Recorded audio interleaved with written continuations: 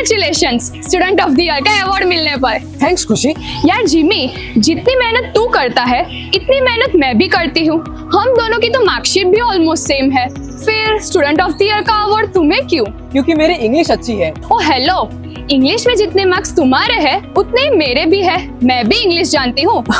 खुशी, इंग्लिश जानना और इंग्लिश बोलना दोनों अलग बात होती है। हाँ, मैं इंग्लिश लिख तो लेती हूँ, पर जब बोलने की नौबत आती है तो। खुशी, पहले मेरा भी हाल कुछ तुम्हारे जैसा था। फिर मैंने ओराटो इंग्लिश स्पीकिंग की ऐप डाउनलोड की, जहाँ मुझे एआई टीचर्स ने बड़ी आसानी से इंग्लिश सिखाया, और वो भी जस्ट 45 डेज में। AI teacher?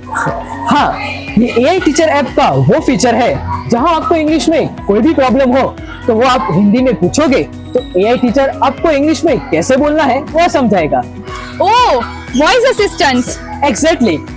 Now I can speak English fluently with rich vocabulary. So what are you waiting for? Download the Orato English speaking application at just ₹299 from Play Store and Apple Store.